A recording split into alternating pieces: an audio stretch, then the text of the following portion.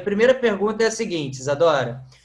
Não tem como a gente ignorar isso, porque eu lembro até quando eu era novinho, eu sou da geração dos anos 80, eu nasci em 82, e é muito marcante até hoje os teus primeiros trabalhos, as primeiras aparições ali na televisão que marcaram um imaginário popular, digamos assim, de muita gente, né? Você como a Garota do Fantástico em 87, depois o trabalho que você fez para a Vinheta de Tieta em 89, e a sociedade passou uma transformação muito grande de lá para cá, principalmente com a questão da exposição do corpo da mulher. E você expôs, né, fez um trabalho com a questão do nu, com o trabalho ali da questão corporal, numa época em que a gente vivia um tabu extremamente gritante com essa questão, uma sociedade que ainda é conservadora, mas que naquela época, então, nem se fala, onde praticamente a mulher tinha muito pouco poder de fala, inclusive. Então, eu queria começar essa entrevista te perguntando como foi ganhar tanta notoriedade com esses dois trabalhos numa época em que isso era um absoluto tabu. Então, é um paradoxo, né, Alessandro, que se por um lado, na época, era um tabu muito grande, né, as mulheres eram reprimidas, tinha censura, os homens eram muito mais machistas do que são hoje, graças a Deus, são bem menos hoje. Por outro lado, naquela época, a abertura foi liberada para aparecer nos lares dos brasileiros todas as noites, e depois foi vendida para tantos e tantos países, né, exibir a novela e a abertura. Teve só um país, que eu não lembro qual, não sei se foi o México, que apareceu a abertura da Tieta com uma tarja no peito. Né? Uhum. Os outros eu soube que não.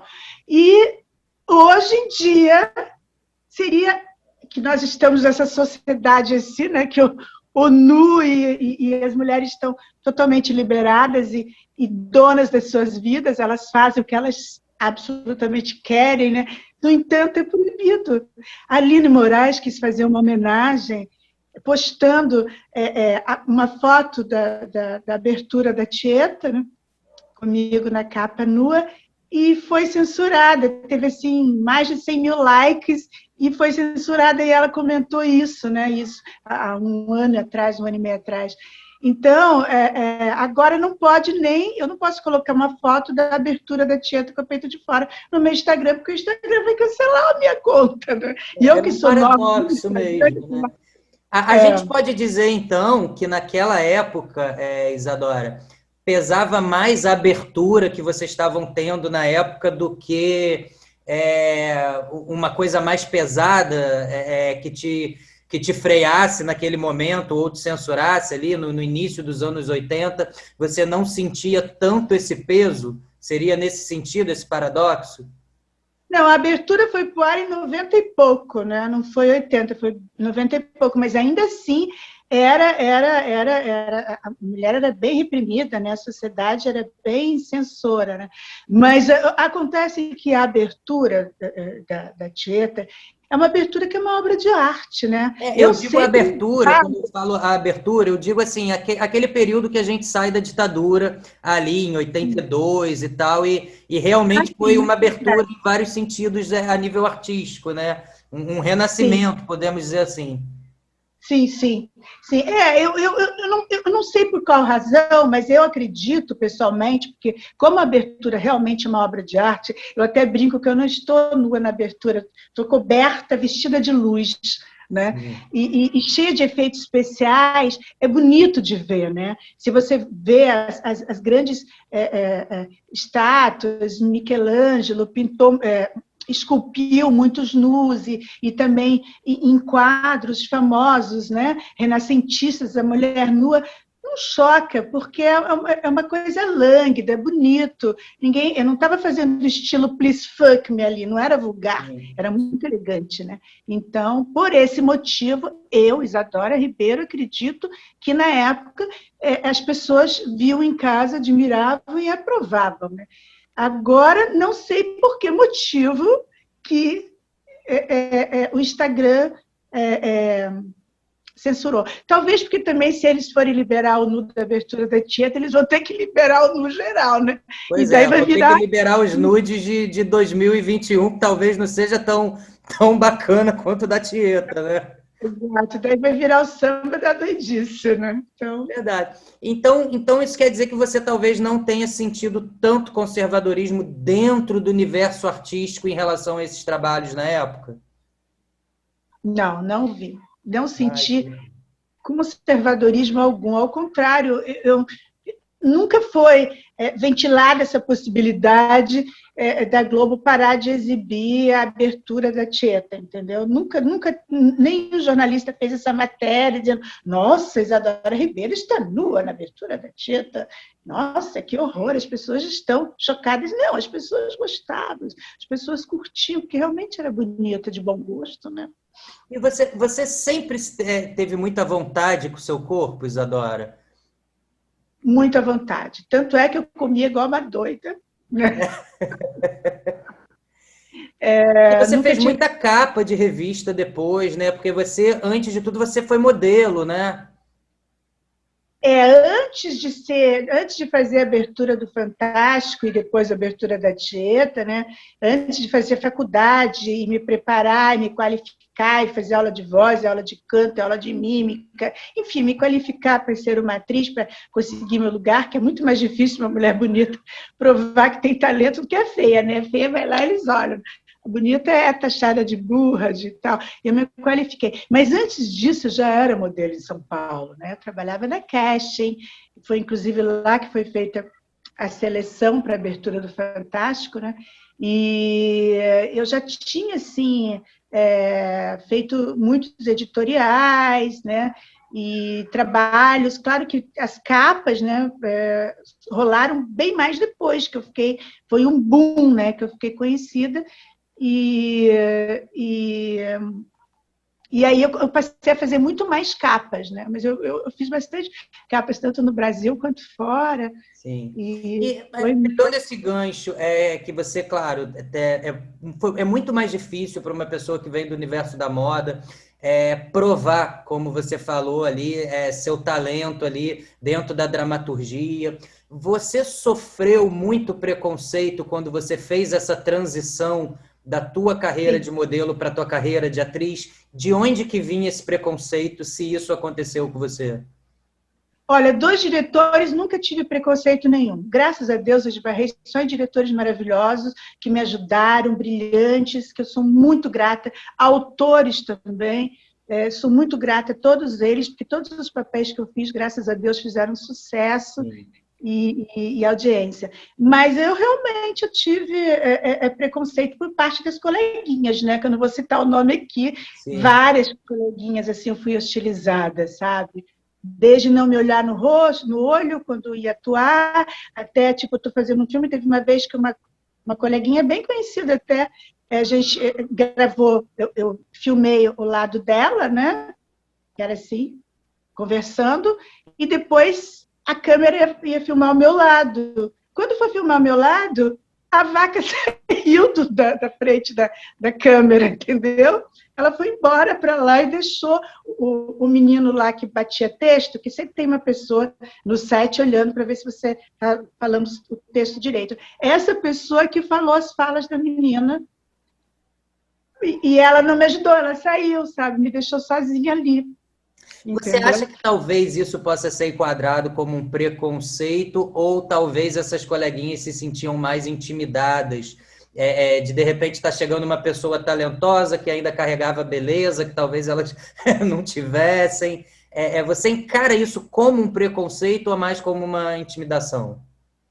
Eu acho que é um misto, né? O preconceito é o conceito pré-estabelecido de uma pessoa, de uma coisa que você não conhece. Então, elas não me conheciam como ser humano, né? Elas não sabiam das minhas qualificações, do meu poder de fazer um trabalho bem feito, né? E, por outro lado, também porque, né, eu era bonita 1000 vezes mais do que eu sou hoje. Então, realmente intimidava um pouco. Eu acho uma bobagem, né? Porque eu acho que cada um tem o seu lugar, o seu espaço, né? E por esse motivo, eu assim, tenho meninas que na época faziam elenco de apoio, sabe? Que hoje são minhas amigas, porque eu, sabe, tratava super bem e fazia questão de entrosá-las ali naquele métier, justamente porque eu sei, porque eu também sofria isso, né, de uma outra forma. Agora, Então, você chegou, hoje em dia está sendo muito falada a questão do assédio, né? Também isso tem um paradoxo, vou entrar nessa questão também, porque hoje em dia eu vejo que está muito mais fácil as mulheres denunciarem um assédio dentro de um set de filmagem ou de alguma situação ali de cena.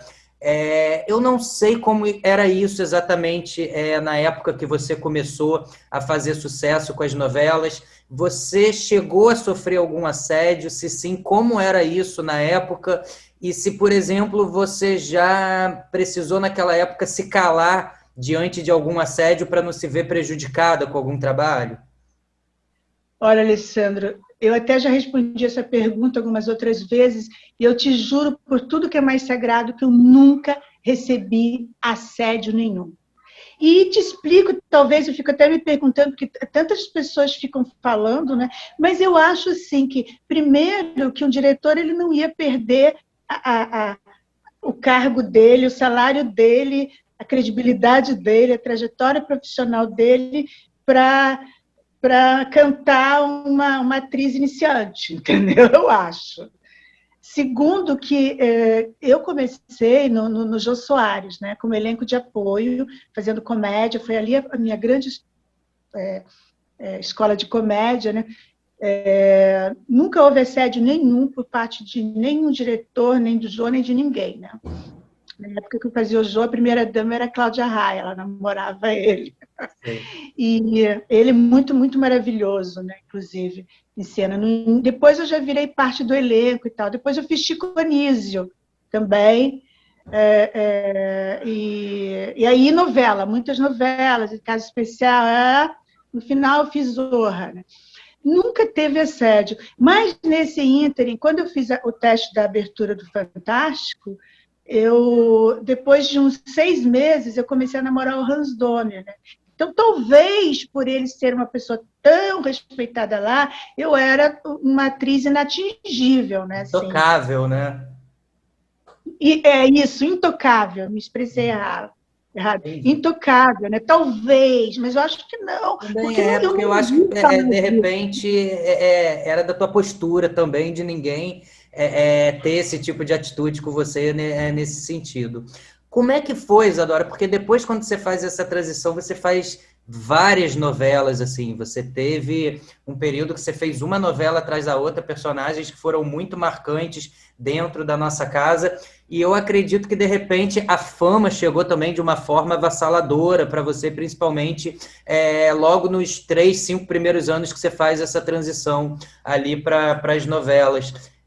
Como foi lidar com a fama naquele momento, principalmente porque hoje a gente vê que a questão da internet também banalizou um pouco dessa questão da fama, né? Eu quero ver meu ator preferido, eu vou ali, entro nas redes sociais, vejo no Instagram, mas naquela época não tinha internet, então era aquela coisa, quando vocês estavam na rua, alguém notava, meu Deus, a Dora Ribeiro tá na rua e tal. Era uma época diferente, né? Havia uma glamorização maior ali em cima dos artistas.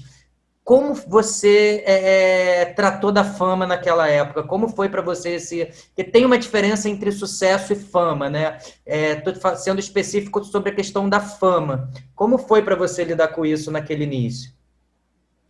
Olha, eu sempre lidei da melhor forma possível, sabe? Eu sempre procurei diferenciar assim, a Isadora que está na frente da câmera vendendo moda e a Isadora que está atrás da câmera usando a moda, entendeu? Nunca essa coisa de, porque o sucesso, o poder subiu. Não, eu tinha uma relação muito boa, porque também eu sempre fui uma pessoa muito espiritualizada. E fazia faculdade de teatro, eu tinha minha turma.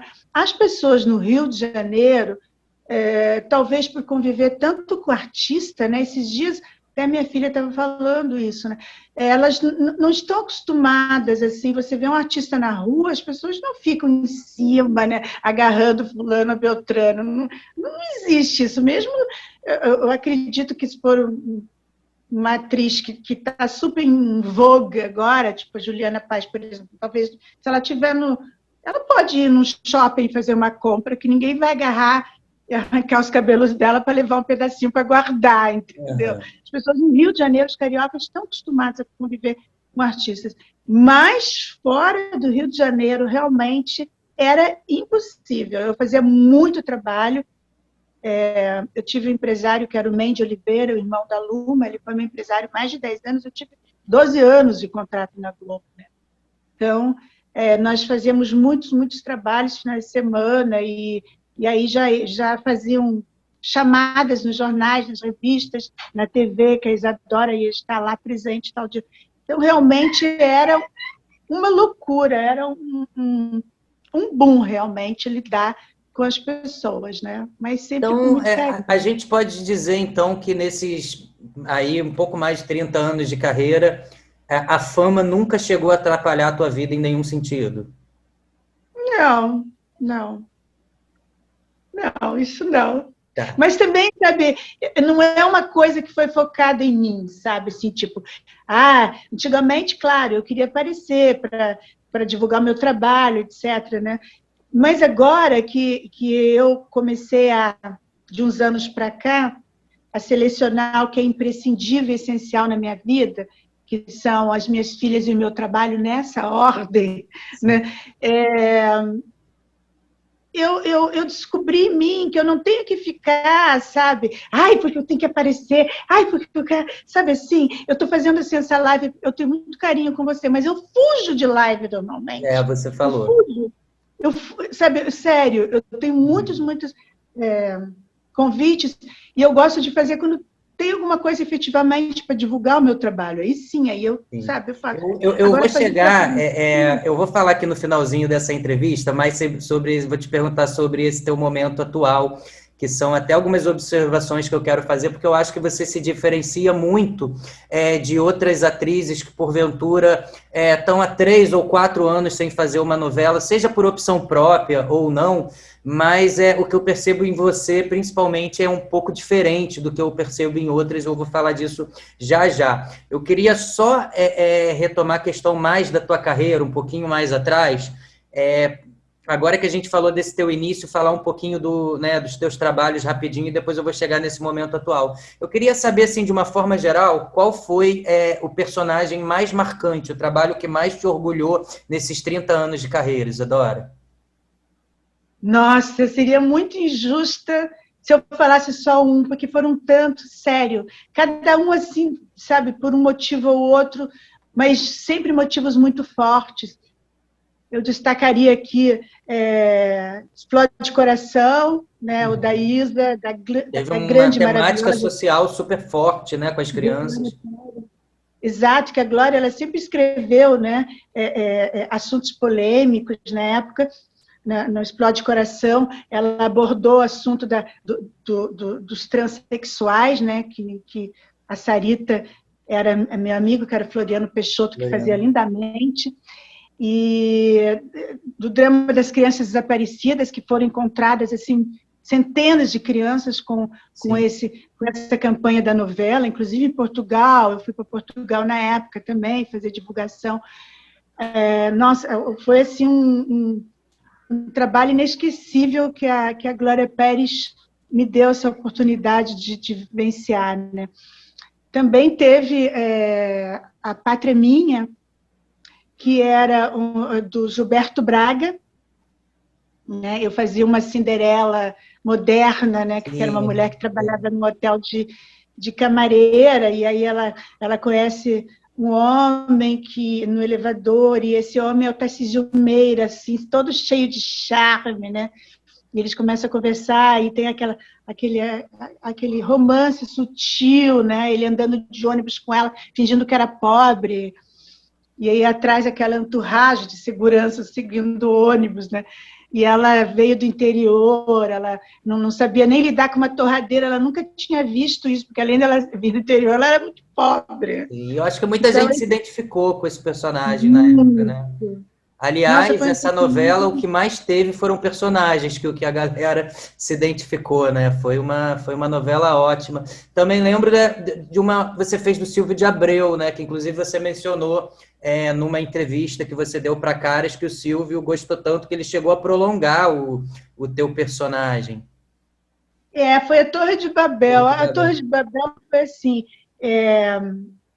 eu estava escalada para fazer não, eu estava fazendo, eu fui escalada para fazer essa participação, né? E aí eu liguei para o Silvio, eu mandei e-mail, não lembro da época, falei, Silvio, poxa, deixa eu ficar até o final da novela, porque eu sabia que o meu personagem ia morrer no capítulo 30, na explosão do shopping, né? Era Vilma. Sim. Ele falou, Isadora, eu não posso fazer nada, porque já está escaleta, todo programado, para fazer o triângulo amoroso entre os personagens da Letícia Sabatella, Cláudia Raia e o Edson Celular. Então, a Vilma, que é a mulher do Edson Celular, ela precisa morrer, realmente, não tem outro jeito. Eu falei, então tá, né? E aí, eu fui chamada para fazer uma outra minissérie, na época, nem lembro qual que era, eu lembro que era de época, porque eu comecei a fazer aulas de maneirismos, né? Com uma professora lá da Globo, etc. Mas aí o personagem fez tanto sucesso assim que as pessoas começaram a votar para Vilma, que era o meu personagem, não morrer. E aí explodiu o shopping e tudo, e a Vilma foi ficando. Só que, como ele realmente já tinha programado, o que ele fez, o Silvio? Ele começou a escrever tipo, para ela virar uma chata, entendeu? As pessoas não curtirem mais ela, tipo, ela maltratar as crianças, para justificar a morte. Então, a Cláudia Raia assassina a Vilma, né, na novela. Eu adorei ter feito, foi maravilhoso esse personagem. Eu entendo muito quando vocês falam que é muito difícil a gente destacar um personagem, porque quando a gente faz bons trabalhos, a gente acaba se orgulhando, na verdade, de todos, ainda mais em novela, que é tanto tempo, né, de caminho, uma novela, 8, 9 meses, mas então eu vou fazer uma pergunta, vou inverter o tipo de pergunta. Eu uma vez vi uma entrevista, há muito tempo, com a Maria Clara Machado, que tinham perguntado para ela, na verdade era um bate-papo do Miguel Falabella com ela, e que, acho que o Miguel, se não me engano, perguntava para ela como fazer um bom personagem em relação aos que dão muito trabalho. E ela tinha falado para o Miguel o seguinte, olha, fazer um personagem é como mergulhar numa piscina, mas dependendo do personagem, é bom não ir até o fundo e não encostar a mão lá no fundo, você pode nadar ali numa situação mais segura. Você já fez algum personagem que te deu uma embaralhada emocional em algum sentido? Já deu um mergulho que você foi muito a fundo e te transformou de alguma forma? Não, porque eu sempre tive distanciamento, meu estilo é mais Brecht do que Stanislavski de atuar, sabe? Entendi. Uma vez, porque assim, você não imagina, você vai fazer um papel de louca e vai ficar louca, então, de verdade? Não, sabe? Eu acho que você tem que ser convincente, né? Você tem que convencer o espectador, convencer a pessoa que está lá na plateia assistindo, se for o teatro, né? Eu me lembro que tinha um professor, um dos meus professores, né, que eu fiz a faculdade da cidade, o André Monteiro, que é um grande coach hoje, ele falava assim, olha, gente, essa história de incorporar o personagem é só em centro espírita. Entendeu? A gente tem que usar técnica. Naturalmente que as coisas geniais só vão aparecer de quem tem talento. Quem não tem talento, mesmo usando a técnica, vai fazer um bom trabalho, né? Mas vai ser notado aquele ator, aquela atriz que, de fato, tiver talento. Então, nada de incorporar o personagem. Não existe isso, não. Então, sempre atuar é você concretizar as escolhas, é você pincelar o teu personagem com sentimentos, né, e achar uma essência, um sentimento que se destaque entre aqueles, e como ser humano, nós somos um leque de sentimentos, nós não somos uma coisa só. Então, você pincela esses sentimentos e tenta expressar eles da forma mais crível possível, né, sem mergulhar fundo. Olha o que aconteceu com aquele ator que fez o Batman lá, aliás, ele fez o Coringa. Coitado, ele mergulhou tanto que está lá mergulhado no cemitério agora, entendeu? É verdade. Olhando esses 30 anos de carreira que você tem, Isadora, qual a gente poderia destacar até para para deixar um ensinamento aí para minha telespectadora, qual você considera que foi o maior desafio que você teve que vencer dentro do segmento profissional nesses 30 anos? Eu acho que quando eu fiz papel masculino, assim, eu sempre gostei, né, de me reinventar, de me despojar do material, porque é muito fácil fazer um personagem que eu já tenho esses elementos em mim. Uhum. Mas quando eu tenho a possibilidade de buscar elementos que não é da Isadora Ribeiro, que é 100% feminina, aí é um grande desafio. Eu tive 3 desafios grandes. Um foi na faculdade, que eu fiz uma montagem lá, da festa de aniversário do Harold Pinter, né, que eu fazia o Stanley, que era um homem, e eu me lembro que o André Monteiro, na época, estava a abertura do Fantástico, assim, no auge, eu fazendo faculdade, ele dizia, Isadora, assim não dá, para de sair da água, entendeu? Então, eu comecei a arrumar um jeito diferente do Stanley andar. Depois eu fiz um velhinho também, com a direção do Márcio Trigo, texto dele difícil, também. Né, também. Que era um espetáculo infanto-juvenil, que eu fazia um alquimista de 100 anos, que aí eu tive que mudar a voz também, né? Como que aquele velhinho anda, né? Então eu tive que achar primeiro como a Isadora anda, se fosse ficar velha, e aí transmutar isso para homem, e aí esse homem envelhecido. Então foi um grande desafio. E agora, nesse espetáculo solo que eu faço diário de bordo, eu faço 3 esquetes, e um deles é um homem, que eu uso uma técnica de máscara, né, que aí eu mudei a voz também, mudei a forma de andar, mudei o gestual. Isso é um grande desafio para uma atriz. Sim. Você, assim, dá para perceber que você sempre foi muito centrada mesmo na carreira, nessa questão de ter um distanciamento exato entre profissional, pessoal, até onde vai, até onde não vai. Eu ia até te fazer uma pergunta que eu acho que eu já sei qual é a resposta. Que a gente vê, assim, nesse cenário da dramaturgia, isso eu te falo com a visão do telespectador, muita gente compra ali os romances, né, que estão vendo ali em cena, torce por alguns casais, quer que outros se separem da novela e levam aquilo para o imaginário pessoal. Mas a gente já viu casos também assim, de artistas que se apaixonaram, por exemplo, ao longo de uma novela num set de filmagem. Isso já aconteceu com você? Você já fez algum trabalho que teve uma sintonia tão grande com alguém a ponto de se apaixonar por um ator ou sair dali um relacionamento? Não, nunca aconteceu. Porque eu sempre tive aquele distanciamento, entendeu? Uhum. Até porque eu não namoraria ator, porque ator é muito vaidoso. Né? É isso. Você já sofreu muito ciúme nos seus relacionamentos, seja pelo aspecto da sua beleza, do seu sucesso profissional?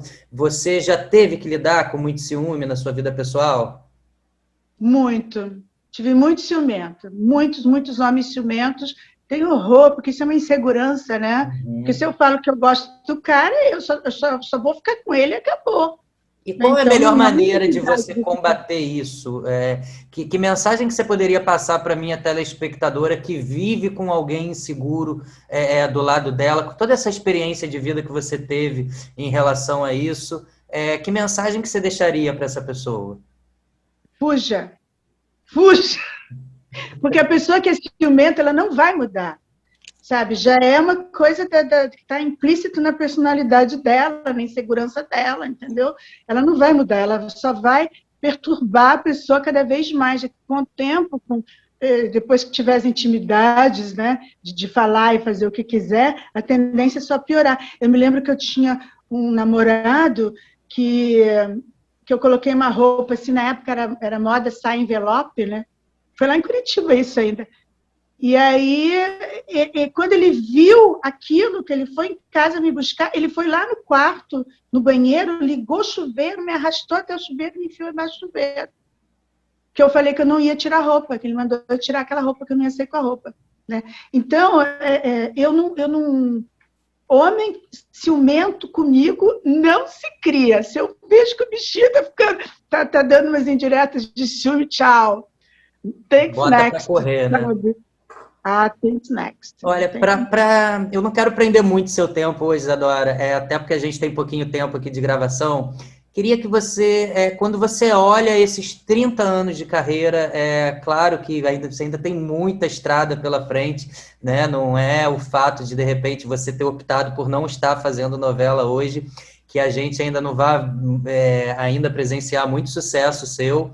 Todo mundo, acho que com a internet, principalmente, tem sucessos pretéritos que a gente está olhando hoje no Globoplay como se estivesse passando hoje, né? Eu tenho visto a galera no teu Instagram falando de algumas coisas do Globoplay, né? Do Globoplay, de novelas antigas, te elogiando. Uma geração que até não tinha assistido e está assistindo hoje também pela primeira vez. Que balanço você faz da tua carreira desses últimos 30 anos? Então, é muito bacana ver exatamente isso que você disse, né? Que eu sou um público novo lá na Isadora Ribeiro Oficial, né? Vocês me seguirem aí. Eu tenho poucos seguidores. Porque eu estava no Facebook, o Facebook que vai, o público de lá que vai me assistir no teatro, né? Aí as minhas filhas, mãe, vai para o Instagram, que você vai fazer amizade lá, né? Estou amando o Instagram. E eu sinto, assim, pelos comentários que eles estão curtindo essas novelas que estão passando na Globoplay. Teve às vezes passa 3 simultaneamente, né? Agora tem 2 passando, que eu acho que é Mulheres de Areia e não sei se é Tieta ou Pé de São Pedro, não sei porque eu não tenho Globoplay aqui em casa. Mas sempre está passando. É muito bacana. Então, eu tenho muita gratidão, né, a todas as pessoas que curtiram, né? As pessoas mandam mensagem, porque eu coloquei Isadora na minha filha em sua homenagem. Eu tenho uma relação assim, muito de carinho, né? Que eu gosto de gente, né? Uma coisa minha, né? Então, é muito gratificante ter a oportunidade de mostrar o meu trabalho para esse público jovem, né, que na época alguns nem estavam nascidos ainda, e agora eles veem através do revival lá, do Vale a Pena Ver de Novo, ou do Globoplay, enfim. Você se sente hoje uma mulher a nível profissional plenamente realizada, ou ainda tem alguma coisa que você sempre teve vontade de fazer, ainda não teve oportunidade? Você realizou todos os seus objetivos na televisão? Ou se você pudesse hoje pedir para fazer algo que você ainda não fez, seja na dramaturgia ou dentro de algum outro segmento artístico, você ainda gostaria de fazer? Olha, eu sempre estou me desafiando, né? No teatro, no cinema, né? Na TV eu gostaria de fazer, sim, é só me chamar, estou disponível, né? Eu, quando as crianças eram menores, eu evitei procurar tanto, porque realmente eu tinha que ficar cuidando, mas eu sei que eu tenho muita coisa para fazer, eu fiz muita coisa e tenho muita coisa para fazer e estou fazendo muita coisa. Atualmente eu sou produtora associada da Flora Filmes, que é uma outra faceta do meu trabalho versátil, né? Eu gosto de fazer captação, eu gosto de fazer as coisas para acontecer, então estou trabalhando com a Carolina Paiva, que é a dona dessa produtora, né? Que fez República do Peru, não sei se você assistiu esse seriado. Agora a gente produziu Subúrbio, ia começar a filmar agora e parou para streaming, né? E o teatro, você só deu uma parada em face da pandemia também, foi isso? O teatro, eu fiz 3 temporadas aqui, né, no Rio de Janeiro, com o Diário de Bordo, que é o meu espetáculo solo, e também o musical, no qual eu faço uma drag queen, que é o Dei a Elza e Você, que eu também fiz uma temporada aqui.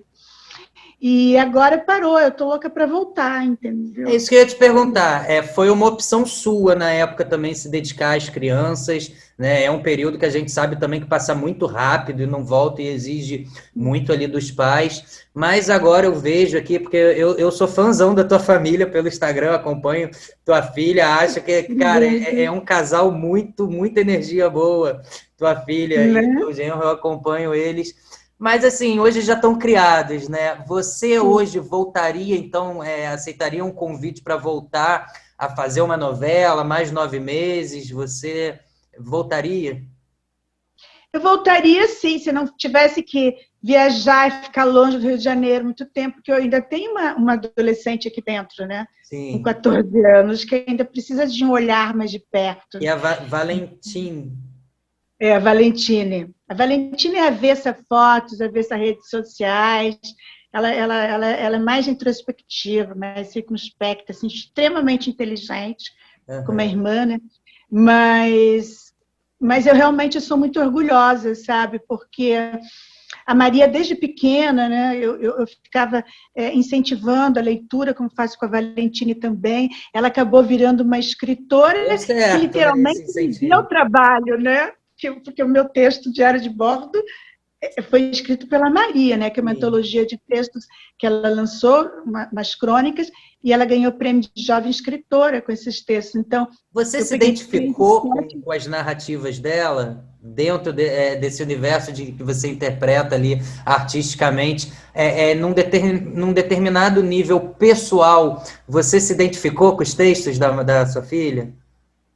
Não. Não tem nada a ver comigo e nem com ela, porque ela escreveu com 16 anos de idade, mas assim, como gente grande, tanto é que ela tem o prêmio de jovem escritora, né? Quando ela escreveu essas crônicas do espetáculo Diário de Bordo. Depois ela já lançou mais 2 livros, né?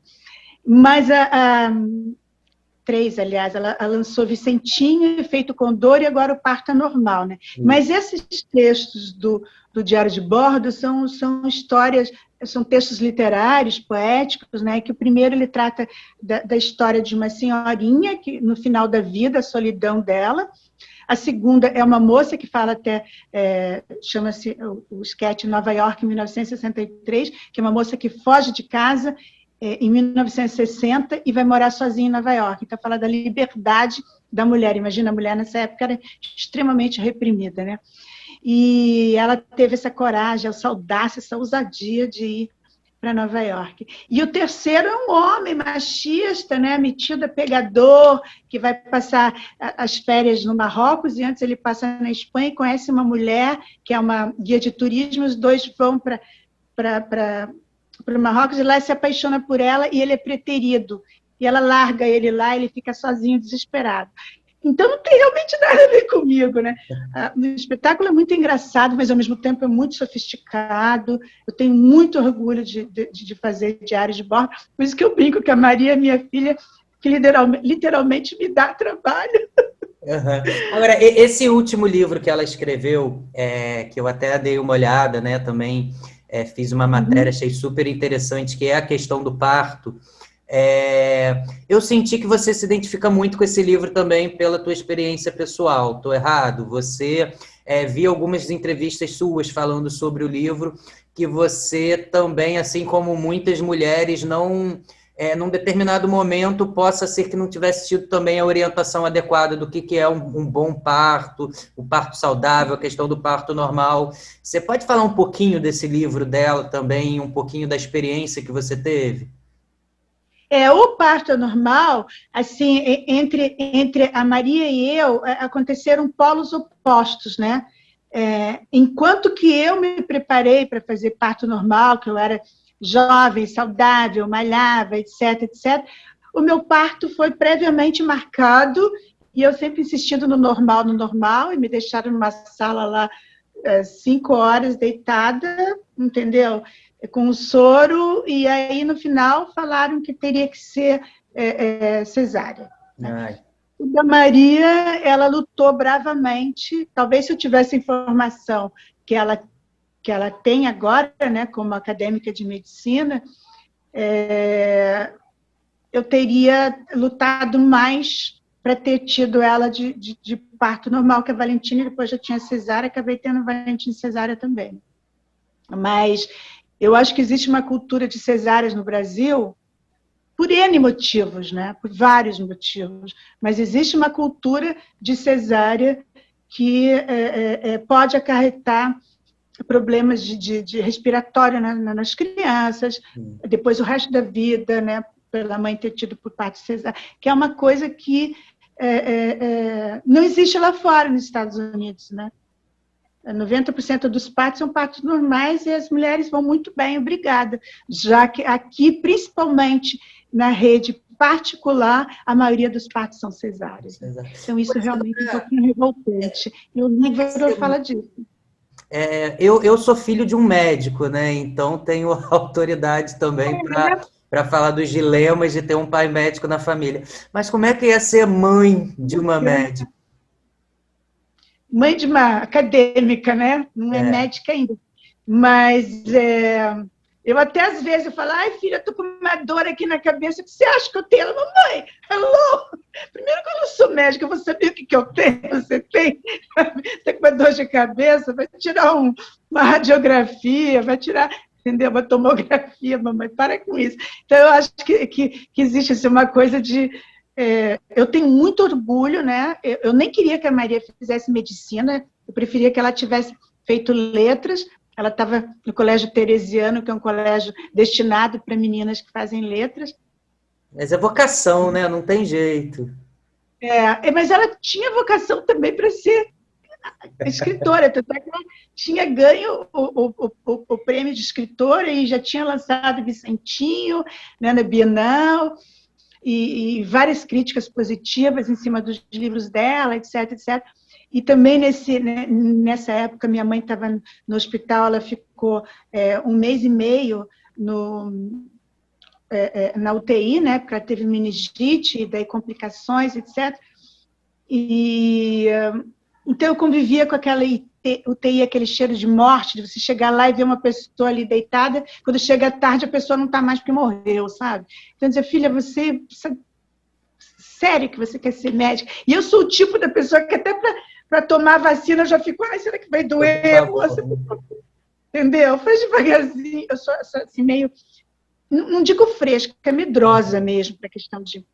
Mas são em pessoas assim como ela que a gente se apega nos nossos momentos de desespero, né? Eles são essenciais para a nossa vida, em algum aspecto, porque são eles que cuidam da gente. Isso é uma vocação, é uma missão muito forte que realmente não tem como a gente evitar. Eu queria te perguntar agora, que a gente já está chegando no finalzinho da entrevista, Isadora, falar desse teu momento atual. Primeiro, que eu vi que você tem um netinho lindo. Neta, né? É a Catarina. A Catarina. E eu não consigo muito imaginar a Isadora avó, mas estou aqui forçando a barra pelas fotos. Dizem que ser avô, né? Eu ainda vou ter essa experiência, espero eu muito que um dia eu possa ser avô, que deve ser algo maravilhoso. Mas uma vez eu escutei meu pai falar, nossa, se eu soubesse que ser avô era tão bom, eu não tinha tido filho, já tinha sido avô logo. Queria que você me falasse um pouquinho dessa experiência. Não, é uma experiência maravilhosa. A Catarina é encantadora. E ela é muito parecida com o Bruno, mas ao mesmo tempo ela é muito parecida com a Maria, sabe? Quando ela está sorrindo, ela é igualzinha a Maria nessa idade. Eu já mostrei várias fotos dela, mando para a Maria, algumas eu publiquei no Instagram. E quando ela está séria, ela parece com o Bruno, né? Então, eu vejo ela, a Maria, sabe? Eu sou muito apaixonada pela Catarina. Agora ela aprendeu já a contar até 10, e ela fala, Bobó, lê o livro da Baieia. Ela está falando tudo já. Ela tem 1 ano e meio. Mas um ano e meio de hoje são 3 anos de ontem, né? Passa muito rápido. Eu vejo pela minha filha, ela está muito esperta. Me diz uma coisa, Isadora, eu te acompanho assim nas redes sociais e eu vejo que você tem um modo de ver a vida de uma forma muito leve, né? E eu percebo isso diferente de alguns outros artistas que talvez não tenham optado por sair da televisão durante um tempo e tal, não souberam lidar bem com esse afastamento, mas eu vejo que você tem uma vida muito tranquila em relação a isso, uma cabeça muito bem resolvida. Eu queria que você me falasse só um pouquinho para a gente terminar, como você lida tão bem com a tua vida, não em termos de envelhecer, que eu detesto falar essa palavra, mas a grosso modo, falando assim, você está envelhecendo muito bem, está muito bonita, está com uma saúde ótima, está com carisma, uma energia, uma saúde mental muito boa. Qual o segredo para você passar por várias fases da sua vida assim, com uma cabeça tão bem resolvida? É impressão minha ou realmente o trabalho nunca esteve em primeiro lugar no teu campo de felicidade? Não, nunca esteve. assim, de uns anos para cá, eu comecei, há 15 anos, né, que eu comecei a dar palestras. Depois dá uma olhada até Isadora Ribeiro Palestras no YouTube. E nessa palestra, eu colocava a expertise que eu tive de coisas que funcionaram para mim, na questão de autorrespeito, autoconhecimento, autoestima, dicas de melhoria contínua, coisas que melhoraram para mim, sabe, e que eu queria passar para as pessoas, né? E principalmente assim que você tem que ser feliz incondicionalmente, porque a gente sempre tem problemas, só vai parar de ter problema quando morrer, né? E eu já tive tantos problemas também de tragédias, de mortes da minha família. Eu perdi o meu pai, eu perdi minha mãe, eu perdi meu marido, eu perdi meu irmão, né? Então, eu descobri que eu posso viver com pouco, né? Que beleza interior não é papo para decorador, ela existe, e que eu não quero ser uma velha amarga, eu quero ser uma velha saudável e leve, né? Então, por exemplo, eu fujo das pessoas pesadas, né? Eu tenho um humor muito, muito, muito sagaz, assim, e sou extremamente carinhosa com alguém, mas se eu vejo que a pessoa me faz um comentário, sabe, assim, pejorativo, eu bloqueio a pessoa, porque eu não vou ficar discutindo com a pessoa com comentários, entendeu? Eu fujo do que é tóxico, eu quero me alimentar do que é bom, né? Porque você já pensando boas coisas, eu sempre falo para as minhas filhas, desde pequena, se você for perguntar tanto para Maria quanto para Valentina, o que a sua mãe, qual era a frase que a sua mãe falava desde pequena, e ainda falo às vezes, as duas vão falar a mesma coisa, que é tenham pensamentos felizes, sabe?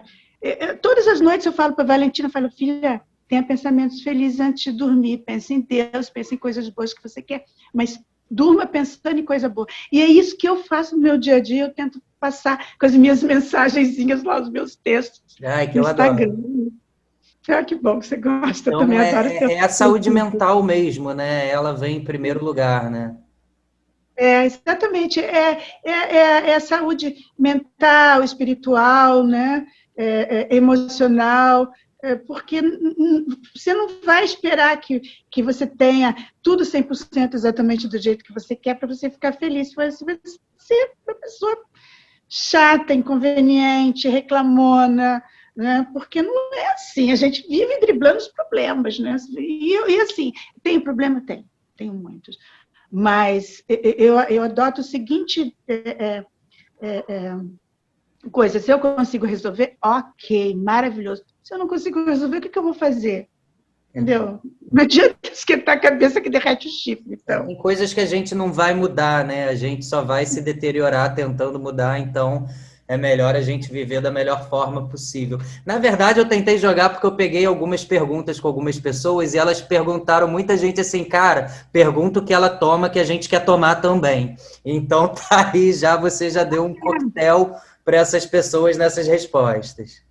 Eu também tomo muita água, eu cortei o álcool já há 2 anos, eu não bebo nada de álcool. Primeiro porque, assim, eu tomava uma taça de vinho e já começava a dar risada alto, entendeu? Uhum. E segundo que o The Day After, eu tenho enxaqueca, então o The Day After, para mim, era péssimo. Ficava o dia seguinte, assim, sem poder levantar. E terceiro porque eu ficava com aquela cara inchada que parecia que tinha uma salsicha atravessada na minha cara. Assim. E eu aquela acho cara de pão doce que o pessoal fala, né? Então, eu quis agora, com a idade, né? Porque eu tenho 56 anos que eu fiz agora, eu comecei já há 2 anos que eu cortei. E eu tento me alimentar super bem. Antigamente eu comia muita feijoada, rabada, dobradinha. Agora eu corto um pouco esses alimentos mais pesados que eu amo tanto e troco por saladas, frutas. Mas eu sei que eu não vou ser forever young, entendeu? Sim. A idade está chegando e ok, tá bem, ok. Não, mas você está muito bem, cara. O tempo não passa para algumas pessoas e algumas outras te odeiam por causa disso.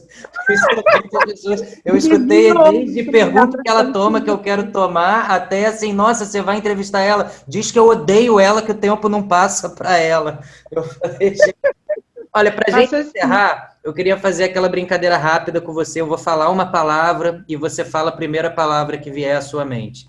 Tá? São 1, 2, 3, 4, 5, 6, 7, 8 palavrinhas e a gente fecha esse bate-papo. Trabalho. É essencial, né, no meu caso. Família. Primeiro lugar em tudo.